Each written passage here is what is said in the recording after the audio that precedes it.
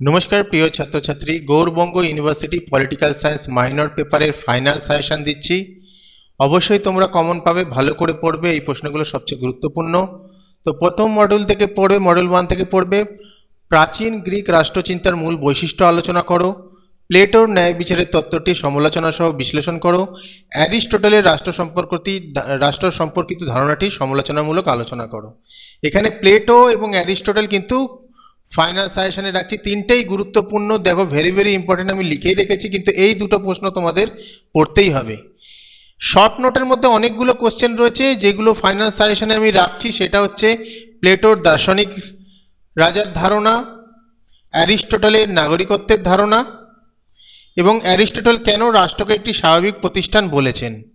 ঠিক আছে, এই তিনটে বেশি গুরুত্বপূর্ণ রয়েছে। পরের মডেল থেকে পড়বে মধ্যযুগের রাষ্ট্রচিন্তার প্রধান বৈশিষ্ট্যগুলি আলোচনা করো, ক্ষমতা সম্পর্কে মেকিয়াভেলির ধারণা আলোচনা করো, মেকিয়াভেলি কেন এবং কিভাবে রাজনীতিকে ধর্মনিরপেক্ষ করার কথা বলে আলোচনা করেছেন, যার মধ্যে অবশ্যই 2-এর কোশ্চেনটা এবং 3-এর কোশ্চেনটা আমি ফাইনাল সাজেশনের জন্য রাখছি। তিনটেই গুরুত্বপূর্ণ, কিন্তু 2-3 আমি ফাইনাল সাজেশনের জন্য রাখছি।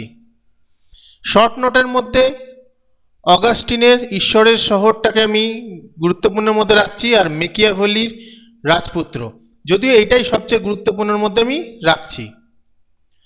মডিউল 3-তে হবসের সার্বভৌমত্বের তত্ত্ব বা সার্বভৌমিকতার ধারণাটি বিশ্লেষণ করো, উদারনীতিবাদের জনক হিসাবে জন লকের অবদান মূল্যায়ন করো, সমালোচনা সহ হেগেলের রাষ্ট্রতত্ত্বটি পর্যালোচনা করো, সমালোচনা সহ মার্ক্সের দ্বন্দ্বমূলক বস্তুবাদের তত্ত্বটি আলোচনা করো, সমালোচনা সহ ঐতিহাসিক বস্তুবাদ ধারণাটি তত্ত্বটি আলোচনা করো। এখানে কিন্তু প্রতিটা প্রশ্নই গুরুত্বপূর্ণ। এখানে 5টা প্রশ্ন, এই 5টাই আমি রাখছি। এই কারণে রাখছি কারণ আমার মনে হয় এই 5টা থেকে বড় প্রশ্নও আসবে, অর্থাৎ রচনাধর্মী প্রশ্ন 15 নম্বর প্রশ্ন আসবে, এবং টিকাও এখান থেকে একটা চলে আসতে পারে 5 নম্বরের জন্য চলে আসতে। এই 5টা কিন্তু ভেরি ভেরি ইম্পর্টেন্ট, এগুলোর একটাও বাদ দেবে না।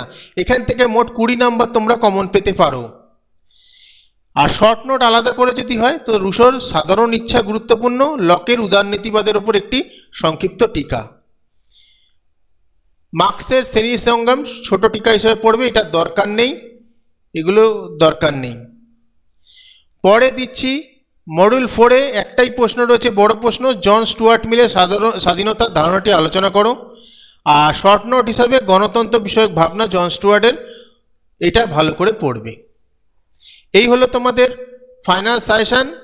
এটাও আমি রেখেছিলাম, একটা কোশ্চেন পড়ে রাখতে পারো। যাই হোক, এগুলো হচ্ছে ফাইনাল সাজেশন, এগুলো ভালো করে পড়বে। শেষ যে প্রশ্নটা ভেরি ভেরি ইম্পর্টেন্ট লিখলো, এটা পড়ার দরকার নেই, পারলে দেখে যেতে পারো, তবে যেগুলো দিলাম এগুলোই ভালো করে পড়ো। এখান থেকে তোমরা কমন পেতে পারো। সবচেয়ে গুরুত্বপূর্ণ প্রশ্ন এগুলোই, যেগুলো ভেরি ভেরি ইম্পর্টেন্ট লিখেছি সেগুলো তৈরি করলে সবচেয়ে ভালো, কিন্তু যেগুলো আমি আগে করতে বললাম ফাইনাল সাজেশনের অংশ দিচ্ছি, সেগুলো কিন্তু পড়তেই হবে, সেগুলো একটাও বাদ দিলে চলবে না। ভিডিওটা ভালো লাগলে লাইক কমেন্ট শেয়ার করে দিই।